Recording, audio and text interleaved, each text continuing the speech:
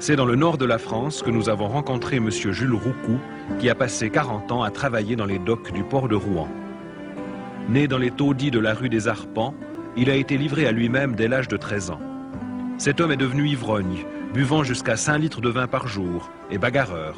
Il a fait de la prison. Vivant dans la débauche, il traitait sa femme chrétienne comme esclave qu'il battait jusqu'au sang et attachait avec des chaînes, parfois l'obligeant à coucher dehors, en plein hiver. Ce passé, il n'aime pas l'évoquer aujourd'hui.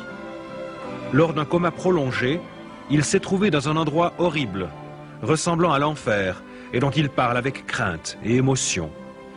Cette expérience l'a conduit plus tard à donner sa vie à Jésus-Christ.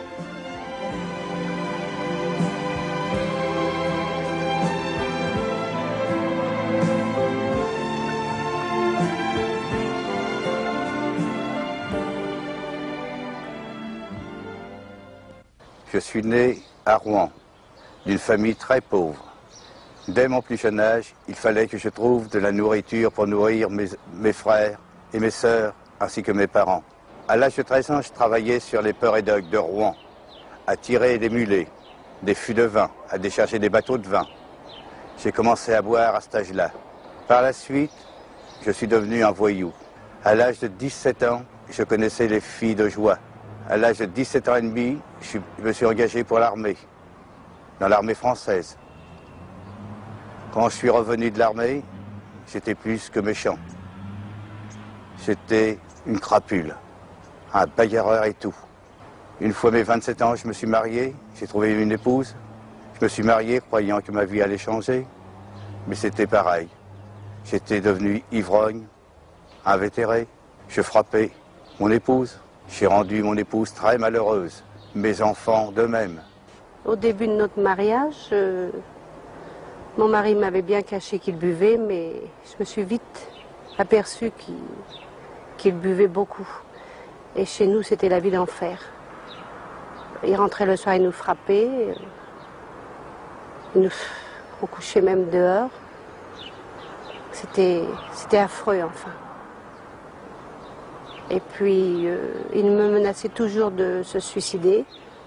Donc, je le croyais pas. Et un jour, eh bien, oui, il l'avait fait. Et nous l'avons laissé comme ça, croyant qu'il nous faisait la comédie comme d'habitude. Mais Dieu, tout d'un coup, m'a montré qu'il n'était pas comme d'habitude.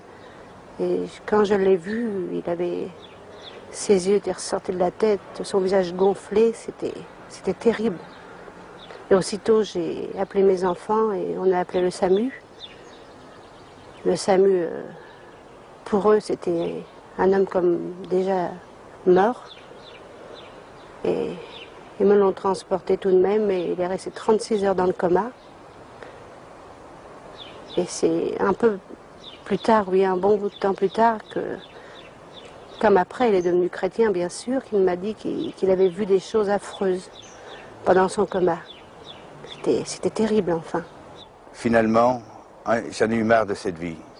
Ici, dans cette maison, j'ai voulu m'empoisonner, me supprimer. J'ai avalé une poignée de cachets.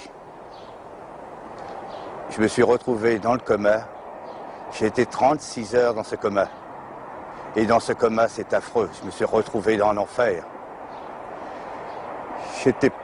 J'étais accroché par des démons, c'est affreux. Dans cet enfer, j'étais attaqué par des personnes, mais des personnes humaines, mais le visage était affreux. Les mains étaient affreuses, qui s'avançaient sur moi, qui me harcelaient. C'est affreux de voir des choses comme ça. Je ne souhaite pas à personne de voir des choses comme ça, dans cet enfer. Ça vous harcèle sans arrêt, vous ne pouvez rien faire. Vous ne pouvez pas reculer, vous ne pouvez pas avancer. Ces gens avancent sur vous. Ils sont affreux. Lorsque je me suis réveillé du coma, je me suis retrouvé dans un hôpital. Et dans cet hôpital, il y avait une Bible. Et cette Bible, je l'ai ouverte, sans savoir pour qui et pourquoi. Je n'ai pas porté attention le jour même, mais le lendemain, j'ai ouvert encore cette Bible. J'ai retourné trouver cette Bible. Et là, j'ai trouvé que vraiment il y avait un Dieu pour nous, les crapules, que ce Dieu était bon. Et qu'aujourd'hui, je peux le remercier si je suis vivant. Parce que c'est lui qui m'a sauvé. Tant qu'à l'être humain, tout le monde me tournait la tête. Et aujourd'hui, avec la grâce de Dieu, je peux lui dire merci.